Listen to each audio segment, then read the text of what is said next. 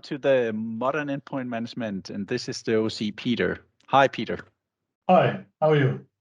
I'm very fine, thank you. So the fourth evening, straight up here, interviewing people. It's very nice. I look forward for a weekend. Yeah, I can imagine that. You do such many interviews in 1 week. Yeah, exactly. So Peter, let's start. We got your name, but last name, age, personal status, and where do you live? Yeah, I'm Peter Klapwijk with my last name. Yeah, I'm 39 years old, almost 40. So I'm getting a bit bald, I guess. But that's no problem. Yeah, well, my personal status, I have a wife and 2 kids. A son of 11 years old, a daughter, 8 years old. And we live in a very small town called Maasland. Okay. It's between Rotterdam and The Hague in the Netherlands. It's between the cows and the grassland and the windmills. Really, really Dutch over here. And, yeah, with the stroopwafels, of course. Of course. So the thing I know about Netherlands is the windmills and the flowers. Flowers, yeah, we also have the flowers in the glass things. How do you call it? The glassy buildings where the growers have their flowers. So it's very this place is very Dutch. And I've heard that you have a lot of mountains in the Netherlands, right? Mountains? No, it's flat like a pancake. Yes. No, you got some small hills in Limburg, they call it, but that's not very close here. That's 250 miles from here, I guess. So yeah, at our here in Maasland, it's just by the North Sea, so it's flat like a pancake. Yeah, exactly. It's like Denmark. We don't have mountains. We have hills. Yeah, we have some hills, not many. Yeah, that's nice. So, what do you, what have you been doing in business? What do you work with? Yeah, well, then you know probably from my Intune blogging. I'm mostly working with Intune as my employer. I'm employed at NN Group in the Netherlands. It's better known as Nationale Nederlanden, as a financial institution with a small group. We're responsible for the devices, Windows, some Mac OS, Android, iOS. And yeah, my main focus is Intune, so bringing our management to the cloud. We have mostly config manager, co-managed clients, and we are slowly transitioning to Intune. It's a big challenge. It is indeed. So yeah, that sounds really cool. So in your teams, are you spread? So you have control over some services, and then you have another team taking care of that config manager, or how's that? Yeah, well, in our team we are responsible for all the devices. So in our team with 8 people, then we are responsible for Intune and the SSCM. So and everything in between. But it's based on the knowledge we all have. I have not much knowledge of config managers, and other people do have that knowledge. So that's at that point it's a bit separate in between the team. But yeah, as we slowly moving, we enabled co-management and everything. So yeah, we need to slowly move all in the coming years to the knowledge of Intune, so on the cloud management. So in the team, there is some separation, but yeah, we need to grow more to each other as we move to the cloud. Yeah. So the one with the config manager, are they holding back? Do they? This is our devices, or is it like a better? Do you work good together? No, we work absolutely good together. We need each other for that. I need to know what's in the config manager configured, so we can set up our environment something the same in Intune. It's not the same because we don't have everything what config manager has, but yeah, we work together in moving to the cloud. So we are working together in that. It's not We don't have islands or something in our team. No, Absolutely not. no, that's great to hear. So doing that co-management, now I've done several projects on exactly that, and there are some workloads that you can change, but moving towards that co-management and enroll your devices.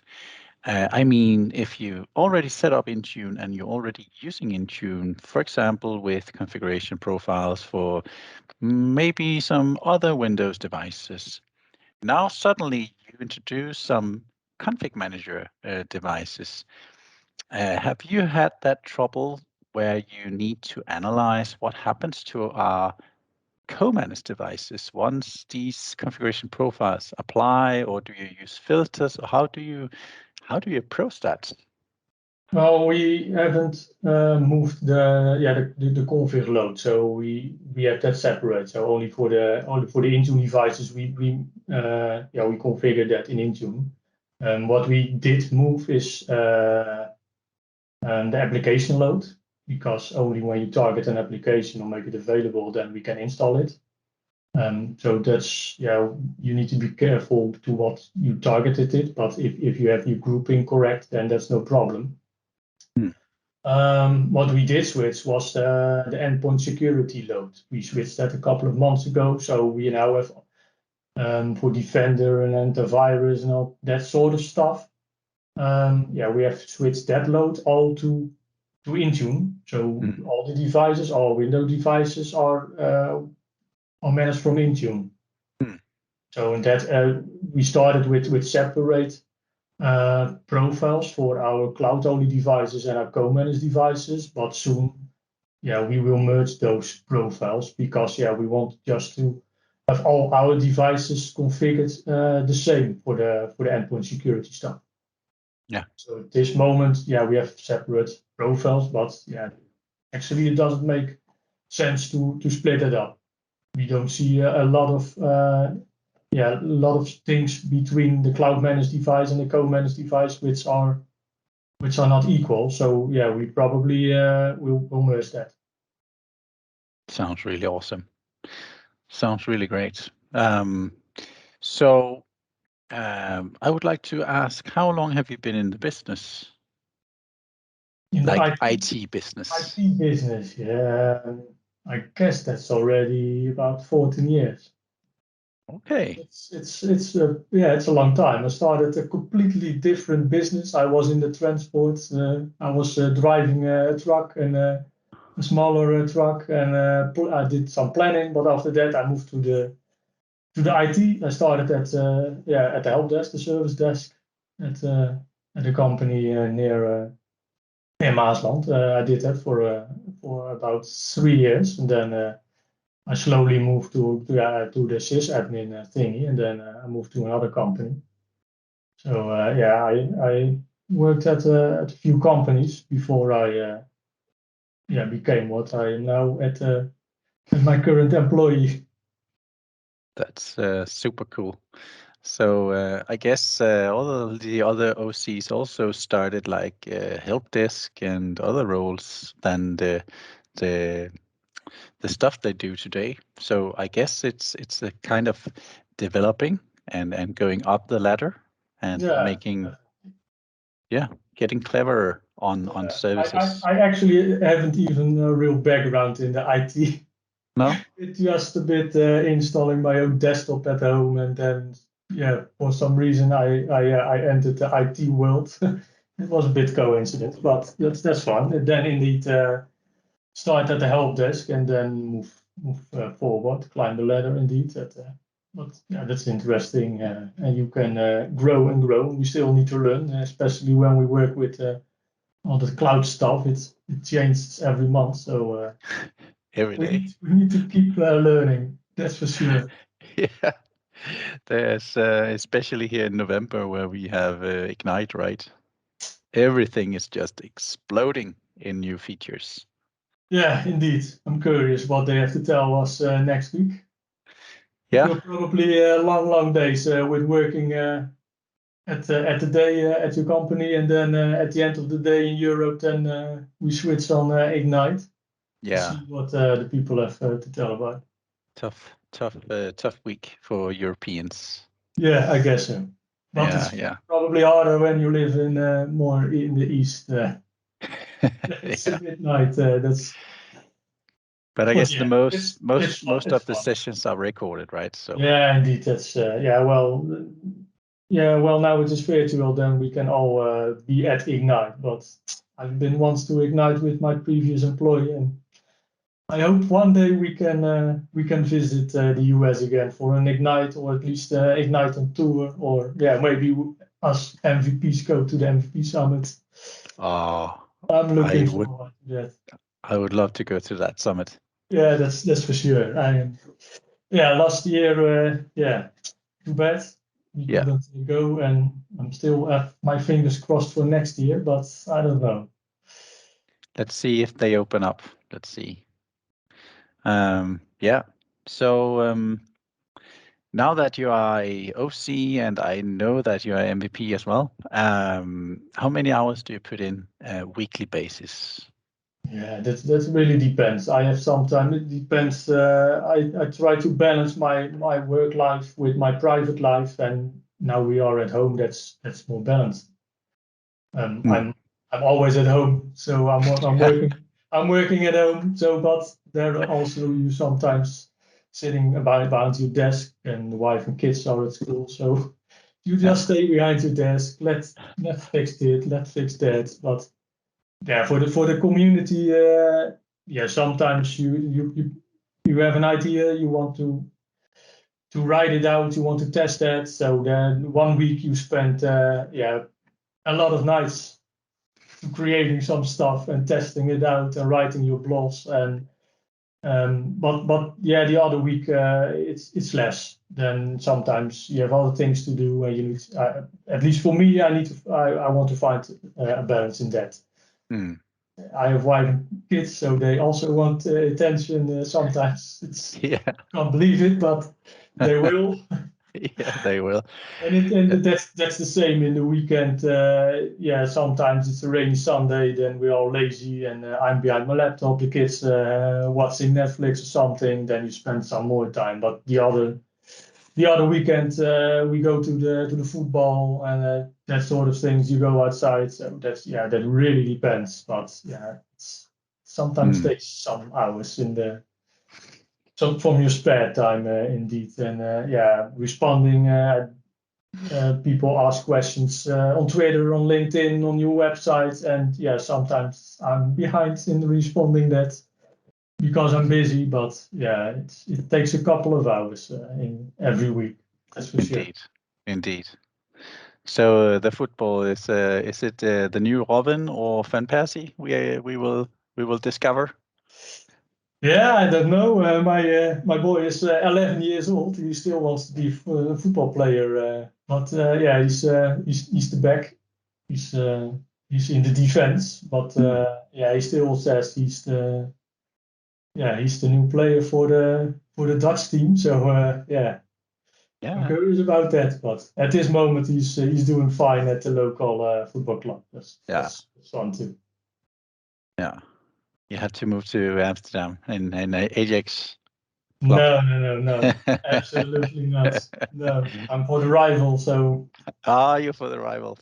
no. Yeah. Don't talk too much about Amsterdam. Then I touch the leave button. We are having a hard time here in Rotterdam. Yeah. Yeah. That's great. So, Peter, at some point you were awarded the OC title for this modern endpoint management LinkedIn Fora, and I guess when did it happen? Do you remember? I'm actually can't.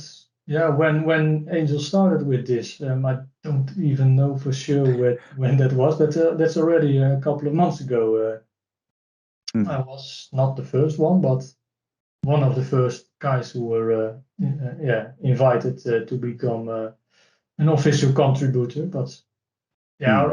I already posted some stuff in the group because yeah, a lot of people are involved in the group, a lot of interaction in the group. Then yeah, that's great, and a lot of people helping each other out.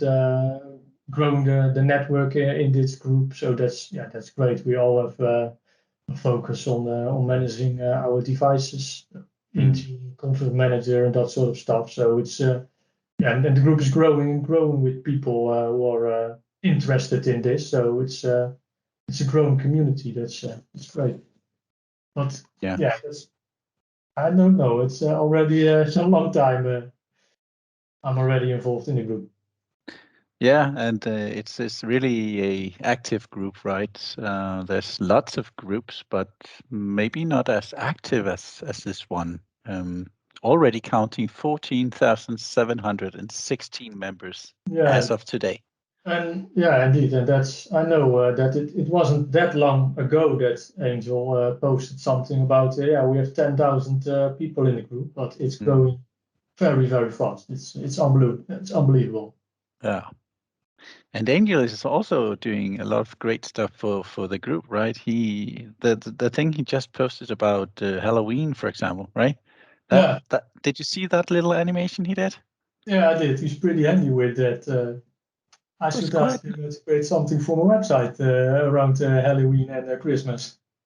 Yeah, I mean that was quite fun, but not much about IT. But it's we are all people, and we like to see stuff like that. I guess it was just a cool little gimmick he created there.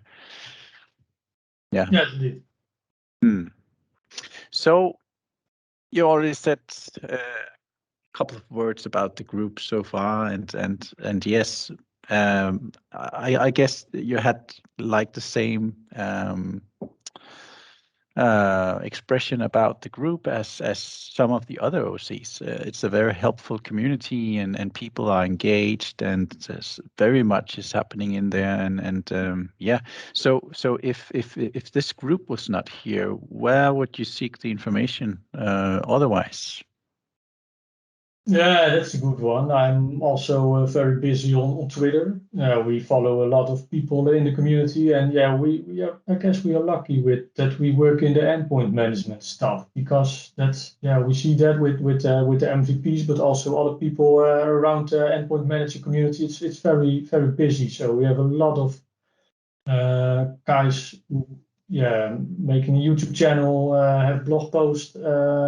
On all sorts of subjects. So yeah, there's a lot, very lot of information to find on the internet. Twitter, LinkedIn, search on Google, and you find a blog post about it. If something is new, we are very curious about new stuff like the Windows 11 at this moment. People dive in, people start testing, sharing their knowledge. The knowledge about it. It's a very busy and active community around that. So just on the internet you can find almost everything. That's great. This community and great to be part of this as well. Agree. So almost too much information maybe on the World Wide Web, right? It's like you get blown away with all this information. And you mentioning Windows 11, I was just thinking, okay, so on Twitter, I saw maybe the first 5 blog posts about how to configure the start menu on Windows 11. Yeah, maybe. and it's very limited. You can't really do anything about it. It's all the pinned items, icons in there, and the OEMs can do a little more, but that require that you put it in as the default user. And yeah, so those who dealing with config manager, they can do some stuff with the start menu that we can't do with Intune, for example, right? And I was like, okay, now we got the Windows 11, and people will, I need to blog about that start menu. and the other thing I saw was that the complaints about that start menu getting into the middle of the screen. Well, What's that about? Yeah, well, I believe one of the insider builds. If you had that, you see all that stuff on your taskbar. If you have 5 or 6 things open, then it started in the middle, and it ended up somewhere next to your screen or something. You could not even see everything in the taskbar. So that was a bug or something. But yeah, I don't know. I guess a lot of people are drawing it to the corner. I guess the start menu. But yeah, it's up to the people. I also don't like in my own company and yeah I when we have a new device we want. If I speak for myself, then we want to present some applications which we are helpful for the people, like Office and your company portal, especially when you come from the software center and you don't have a software center and now we have a company portal. So I want to pin that to the taskbar when they first sign in. But after that, just leave it to the user themselves how they draw their the start menu, what they remove and what they add to it. I'm not gonna pin that and leave it there. That's maybe the Windows XP experience in that time, but this time just give them a few of those applications and that's it. Just leave it to the user himself. To change the start menu. I'm not gonna block that or something. But I want. As I said, I just want to show some of the applications which are important for almost all the users, and then after that, leave it up to the user, not blocking everything. I believe I see a pattern here because what Microsoft is doing, that they're pushing Autopilot, right? And Autopilot, it's more responsibility for the user. Yeah, that's absolutely. So it's not necessarily easier, but it makes a lot of problems go away, that you don't have to onboard the device on-prem, but you can do it whenever you have internet. That's a good thing. Yeah. But if you have config manager and you have a task sequence, it will join the device for you. It can co-manage your device on the fly, and then when you are at the login screen, you know it's done. Yes, it is. When you use Autopilot and with some of the new features that just came out, where we have policies assigned for the device, actually can have the device to reboot. What happens when we come up again? We need to authenticate ourselves once more, and now also having that MFA claim to go twice. And I wouldn't say that is necessarily easier for the user, but it is convenient, because if we are working from home, we can have Dell, Lenovo, or HP or Microsoft to send the device directly to the user, and then they can onboard and you can actually work, right? So it's a real benefit that we can just, if a user is at home miles from the office and don't have time or not allowed to go to the office, just wipe and in an hour they're running again. But that needs to be very, very stable. Because remote troubleshooting, we have now that device diagnostic, so that's helpful. But it's remote troubleshooting is always hard. And when we have our service desk or whatever at the office who doing the task sequence, imaging the machine, then we know that if we hand over that device to the user, everything is set up and the device is just working. And with Autopilot, we can't have that halfway the enrollment, that some application fails and then the enrollment stops. And then after an hour, the thing times out because, it doesn't time out after one application. It just waits for the timeout to happen after an hour. Hallelujah, ESP. And then after an hour, the user has nothing. You can do nothing with the machine. So it has some benefits, the Autopilot stuff, but it needs to be very, very stable, because the things we usually did for the end user at the IT organization is now partly done by the end user. So you have to make sure that the Autopilot experience is very stable, but also you need to make your user instructions sorry to say, but idiot proof. So Yeah. you hand over some of the work to the end user, and that's the thing for a lot of companies, I guess. But the benefits certainly in this time of working at home. Yeah, I see the benefits of stuff like Autopilot. That's for sure. Mhm. Yeah. So the pattern I was talking about is like now we have that start menu and this JSON file, and it allows us to configure the start menu, right? But we can't really lock it. So we can't like say, okay, this is our default, and we need our device to be like this.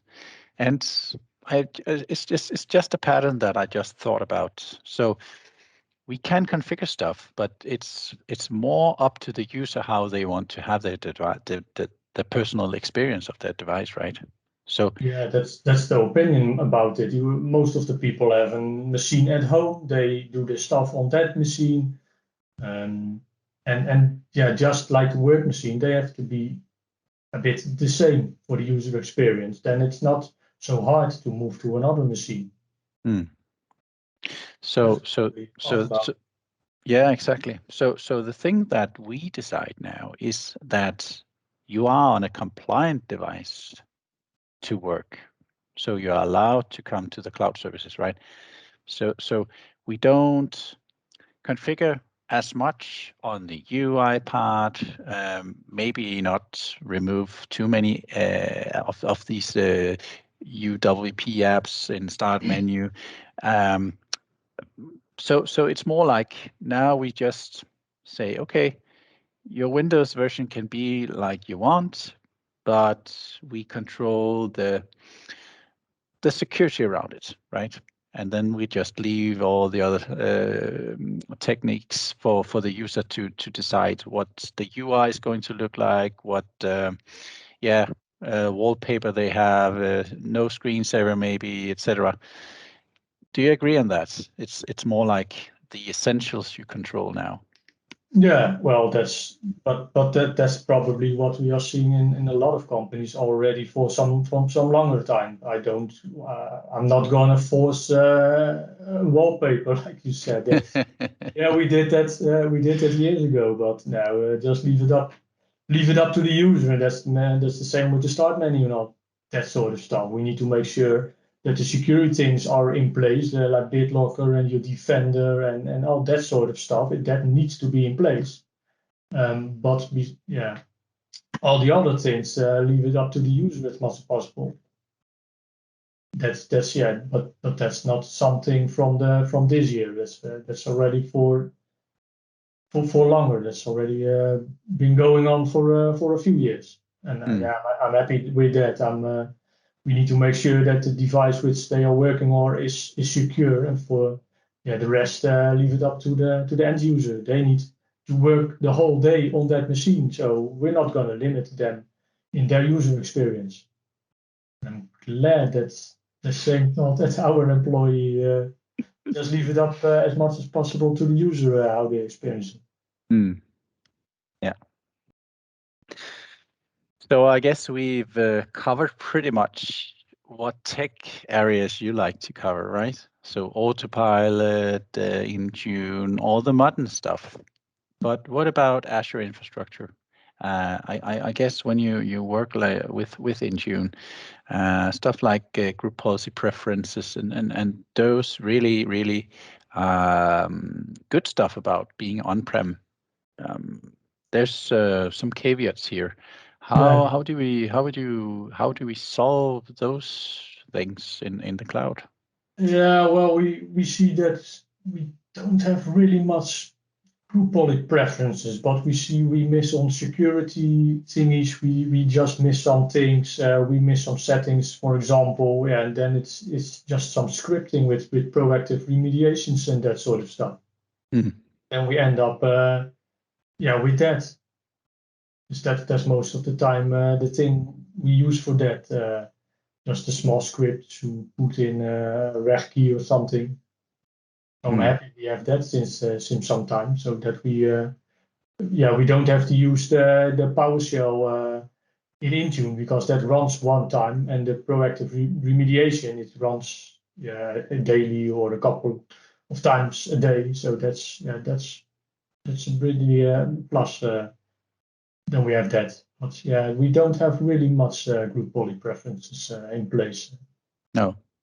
And no login scripts or other old school. No, well, not in the Netherlands, but we have to do some other countries, and I see some login scripts there, so I don't really know for sure what we find out there. But that's yeah. But I isn't know. that mostly Yeah, mapping network drives and printers maybe? yeah, and that's probably we have some. We know that we can do drive mappings and that sort of stuff in the community. Some people provided an PowerShell script. Some people created an ADMX file for that. And yeah, by default, some for example on our DAS devices we have some drive mappings, but we want to limit that because yeah, the vision is move to the cloud with as much as possible, and drive mapping is not. Yeah, it's not in the cloud. No. So that's the thingy. So we actually we want to limit that not we're not going to give everybody by default a drive mapping, for example. We only do that if we have some legacy application which really needs a drive mapping. Then we give that drive mapping, but yeah, it's not by default. At this moment, we see that every laptop gets the drive mappings, but we want to limit that. Just only when you really need that, then you get a drive mapping. We can do that, but then you also need to have the VPN. Well, that's also not a problem, but yeah, it's all things that in the coming years you want to limit that as much as possible if you move away to the cloud as much as possible. So not mapping up network drives. What is the strategy then? Is that to move to OneDrive for Business or? Yeah, well, we don't have an home folder or something like that anymore. The last ones are being migrated. So yeah, indeed, we use a lot of OneDrive, SharePoint, Teams channels, and that sort of stuff. But yeah, we have some legacy applications which do need a hard coded network share or a drive mapping or something like that. Yeah, that's probably gonna take some while. I guess some years before we can get rid of those kind of applications. But yeah, we need to move as much as possible away from that. And then at the end, we probably have a handful of these kind of applications. And yeah, then we need to see what we can do with that. But at this moment, it's OneDrive, SharePoint, and yeah, Teams with a SharePoint behind it for our data. Yeah, it's all SharePoint, right? Yeah, it's all SharePoint. Yeah, It's it's SharePoint, and SharePoint. it's a personal SharePoint, and it's SharePoint behind the Teams channel. It's Yeah, all exactly. SharePoint. Exactly. We just put another UI on it, right? Yeah, indeed. Yeah. So that's it sounds amazing. That's kind of a journey you are on there, Peter, with your bank. Yeah, have you heard that we can't move your data to the cloud? Have you heard that been said? In our company. In I guess in the banking industry, financial industry. Yeah, well, we are working with our team from our team, which we are responsible for the devices. We have some other teams, and they are responsible for the SharePoint migration. Okay. It's together we have also some smart teams. A team is doing the Teams stuff like calling with Teams and everything. Another team does Exchange Online, does SharePoint Online, Exchange on-prem and that. So we have some smaller teams, but we are together one big team. But the other small team is responsible for the migration to SharePoint. So I'm not really involved in that. It's really a core business we are doing with our devices. Yeah, sounds like a great way to specialize and make small groups, but have a large IT staff, right? Yeah, indeed, we are responsible for that whole experience of that user. But it is we have smaller teams for that, and you can really focus on what you are doing. And then that's one of the reasons why I'm probably tweeting and blogging a lot of Intune since the last few years, because I'm mostly working with the Intune and Autopilot stuff, and not with not with the other stuff from the Microsoft suite. No. So Peter, you have done a lot of blog posts, and I remember that when I started looking at Intune and stuff like that, you already have had this blog, and if you just move a little bit, we can see your background.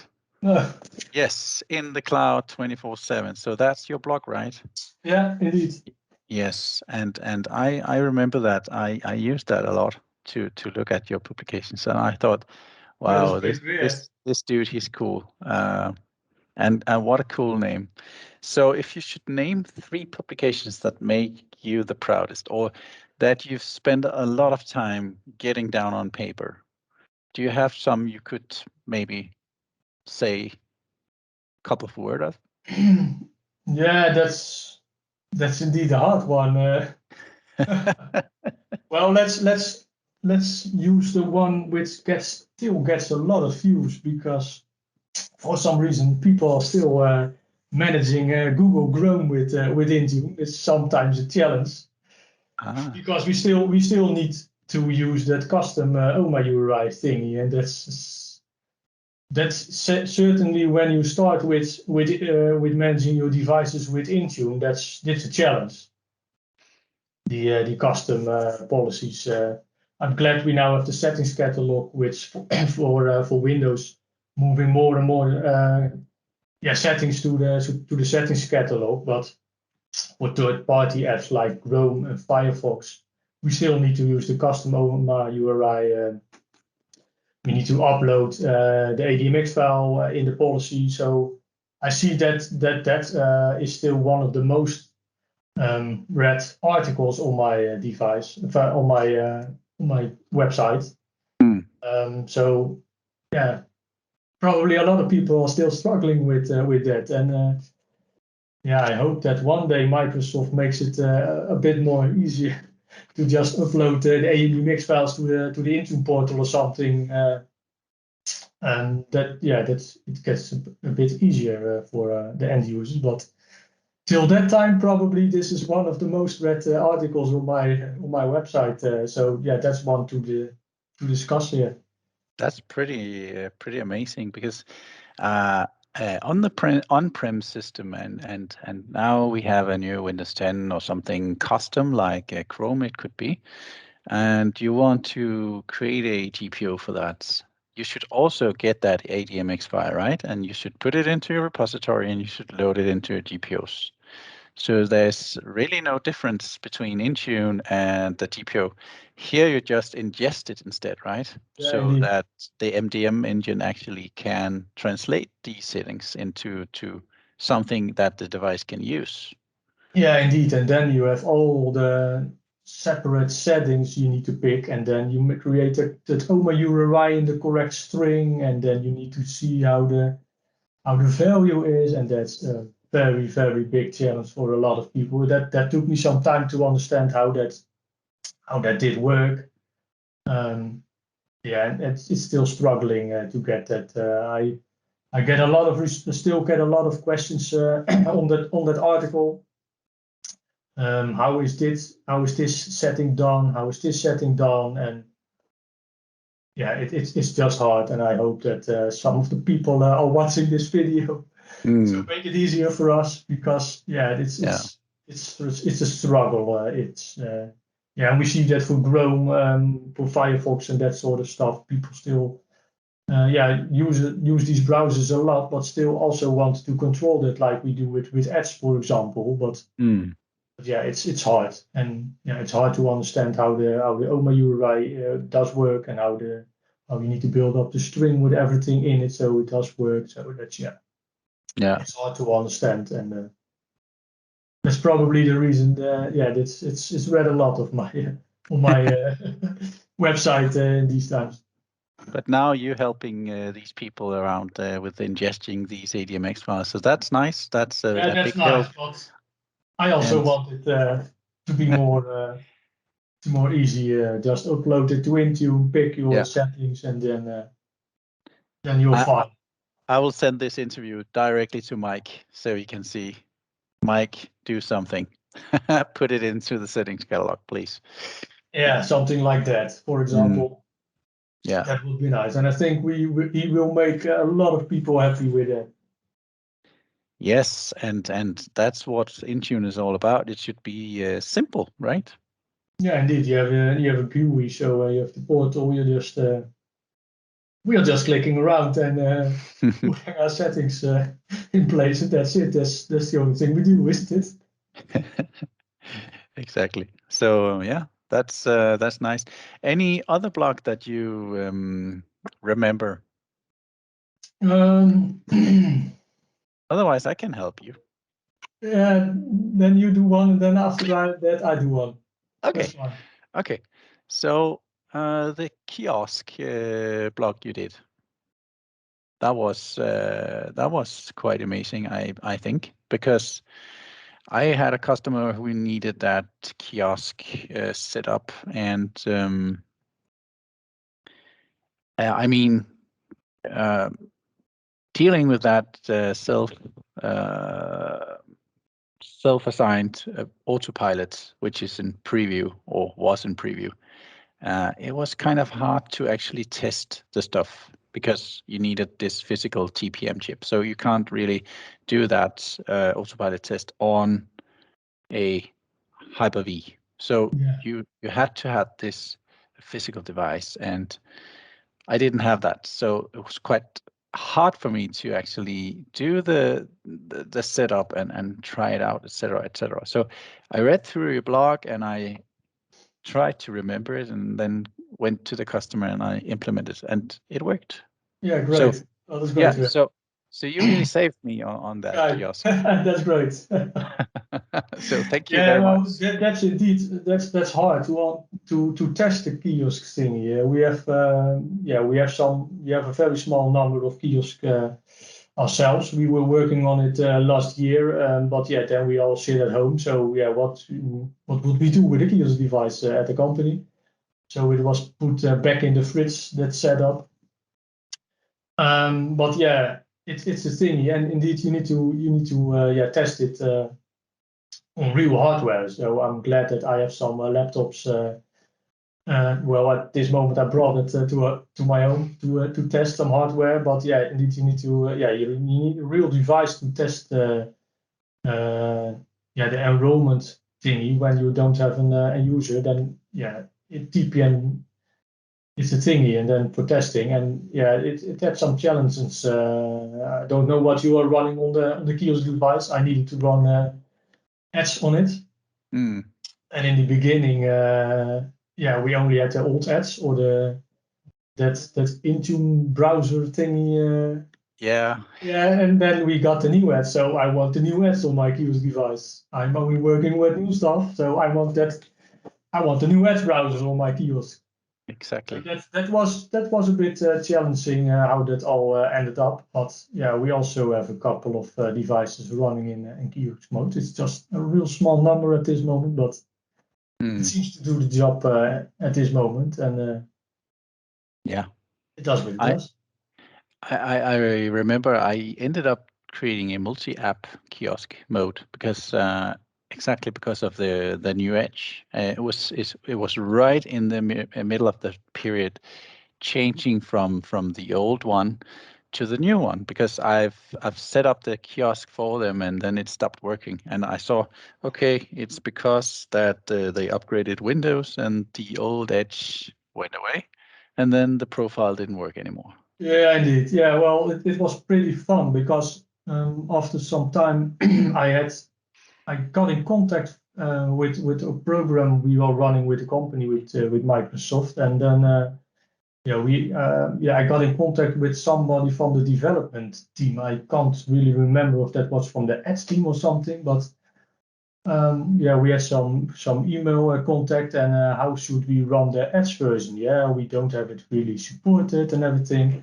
And after some time, I had it running, and I shared that blog post how we need to make a kiosk mode with the new Edge, and yeah, he found it amazing.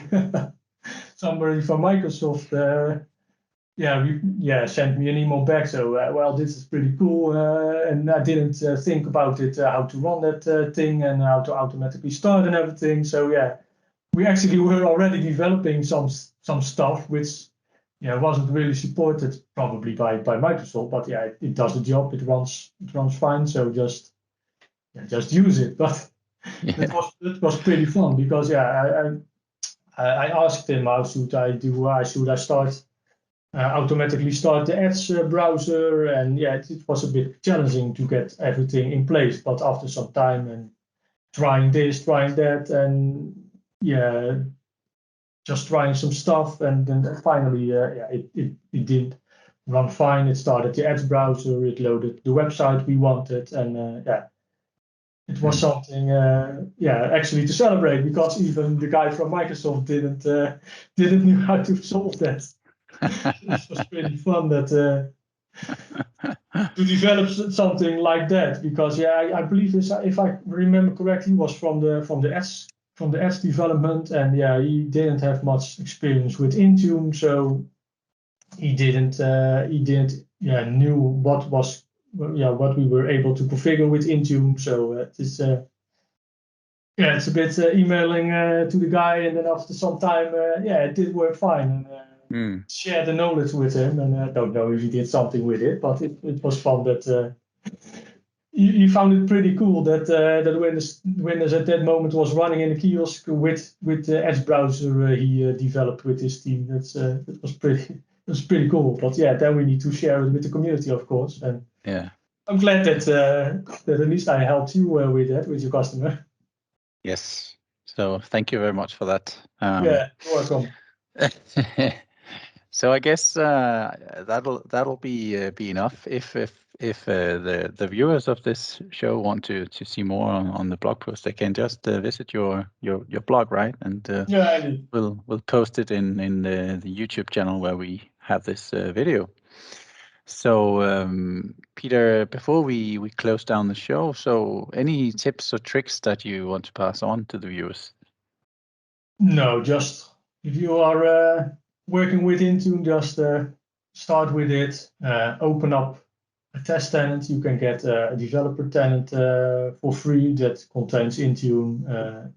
Actually the EMS suite, Azure Active Directory, and just start testing.